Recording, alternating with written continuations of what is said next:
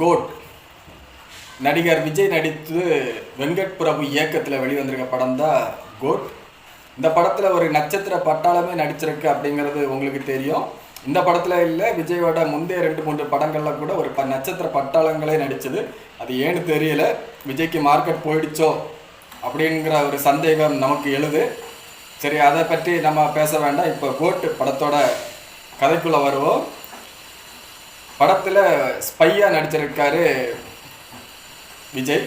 விஜய்க்கு கூடவே பிரசாந்த், பிரபுதேவா நடிச்சிருக்காங்க. எல்லாருமே ஸ்பை தான். இவங்க என்ன வேலை செய்கிறாங்க, எங்கெங்கே போய் என்னென்ன மிஷின் பண்ணுறாங்க அப்படிங்கிறது ஸ்பைனாலே உங்களுக்கு எல்லாருக்கும் தெரிஞ்ச விஷயந்தான். யாருக்குமே தெரியாது, அவங்க வீட்டில் இருக்கவங்களுக்கு தெரியாது, கட்டின பொண்டாட்டி பெற்ற பிள்ளைங்களுக்கு தெரியாது, அப்பா அம்மாவுக்கு தெரியாது. சேம் டிப்பிக்கல் கதை தான். இங்கேயும் யாருக்குமே தெரியாது. அதே சமயத்தில் விஜயோட பொண்டாட்டிக்கு மட்டும் விஜய்க்கு மேலே ஒரு டவுட்டு இருந்துக்கிட்டே இருக்கும்.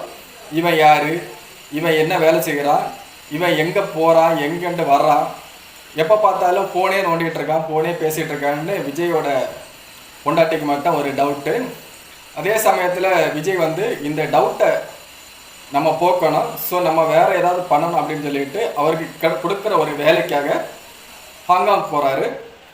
அங்கே போகும்போது அவரோட பையனை மிஸ் பண்ணிடுறாரு. பையன் தொலைஞ்ச சோகத்தில் இந்த வேலையை நம்ம விட்டுறலாம் அப்படின்னு ஒரு கட்டத்தில் முடிவு எடுத்து குடித்து அப்படியே கொஞ்சமாக நாசமாகி போயிட்டே இருக்கார். அப்புறம் ஒரு கட்டத்தில் காலங்கள் சென்று ரஷ்யாவில் இவருக்கு ஒரு ஆப்ரேஷன் கொடுக்குறாங்க. இவர் ரஷ்யா போகிறாரு. ரஷ்யா போய் அந்த ஆப்ரேஷன் பண்ணிகிட்டு இருக்கும்போது, ஆப்ரேஷனுங்கிறது அவங்களோட மிஷின் பண்ணிகிட்டு இருக்கும்போது அங்கே ஒரு சின்ன விஜயை பார்க்குறாரு. அந்த சின்ன விஜய் அப்பா விஜய் மாறிய முகத்தோற்றம் கொண்ட ஒரு விஜயை பார்க்குறாரு. உடனே இவருக்கு டவுட் வருது, நம்ம மிஸ் பண்ண நம்ம பையன்தான் இவனா, இவன் யார், இவனோட ஸ்டோரி என்னன்னு சொல்லிட்டு பின்னாடி அலசி ஆராய்ஞ்சு அது யார் என்னன்னு கண்டுபிடிக்கிறதா இந்த படத்தோட ஒரு கதை. இன்னொன்று, இவங்க குண்டு வைக்கிறது, குண்டு எடுக்கிறது. ஒரு படத்தில் ஒரு 50 குண்டு எடுத்திருப்பாங்க. ஒரு 3 மணி நேர படத்தில் ஒரு 3000 குண்டை பற்றி பேசியிருப்பாங்க. ஒரு 50 குண்டு எடுத்திருப்பாங்க. ஒரு 2 நிமிஷத்துக்கு ஒரு ஃபைட் வந்த மாதிரி வந்துக்கிட்டே இருக்குது. ஆக்ஷன் படம்னா மக்கள் விரும்பி பார்ப்பாங்கன்னு நினைக்கிறாங்க. இதில் தெரியலை, 5 நிமிஷத்துக்கு ஒரு ஃபைட்டு மட்டும் வந்துக்கிட்டே இருக்குது. இது மட்டும் இல்லாமல் இந்த படத்தில் இசை பெருசாக எடுபடலை.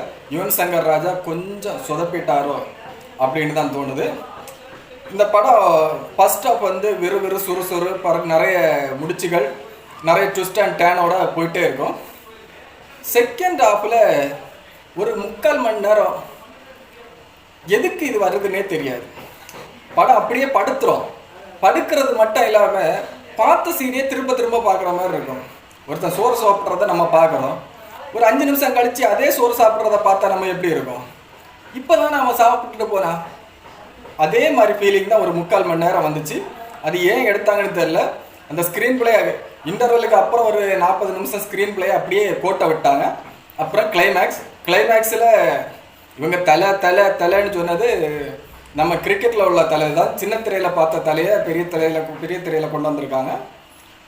கிளைமேக்ஸில் ஒரு கிரிக்கெட் ஸ்டேடியத்துக்குள்ளே ஒரு ஃபைட் வச்சுருக்காங்க. அது ஒரு ட்விஸ்ட் அண்ட் டேனோட எடுத்திருக்காங்க. கிரிக்கெட் ஸ்டேடியத்தில் ஒரு பாம் இருக்கும், அதை எடுக்கிறது தான் கிளைமேக்ஸ் கொஞ்சம் விஎஃப்எக்ஸில் கொஞ்சம் சொதப்புனது பக்காவாக தெரியுது, அப்பட்டமாக தெரியுது. அதிலே கொஞ்சம் இவங்க கவனம் செலுத்தியிருக்கலாம். ரெண்டாவது, வெங்கட் பிரபு அவர்கள்ட்ட ஒரு கேள்வி கேட்கணும். என்னன்னா, இவர் 2-3 நாட்களாக அவர் கொடுத்த இன்டர்வியூகள் எல்லாம் நம்ம பார்க்கும்போது அதில் என்ன சொல்லியிருந்தாருன்னா, எங்களுக்கு ஹார்ட் டிஸ்க்கு தொலையலை, இது செகண்ட் ஹாஃப் என் கதை இல்லை, அப்படி இப்படின்னு நிறைய டைலாக்கள் எல்லாம் பேசினார். நம்ம அவர்கிட்ட ஒன்று கேட்குறோம், செகண்ட் ஹாஃபில் என்ன மாநாடு படத்தை திரும்ப எடுத்து வச்சுருக்கீங்களா அப்படின்னு சொல்லிட்டு. ஒரு 40 நிமிஷம் வந்த கதையை திரும்ப வர்ற மாதிரி இருக்குது. இரண்டாவது, 3 மணி நேரம் ஒரு படத்தை எடுத்தீங்கன்னா அந்த படம் ஹிட் ஆகும் அப்படின்னு நினைக்கிறீங்களா, இல்லை ஒரு பெரிய ஹீரோ நம்மள்கிட்ட கிடச்சிருக்காரு, அவரை 3 மணி நேரம் வச்சு செய்யணும்னு செஞ்சு விட்டீங்களா?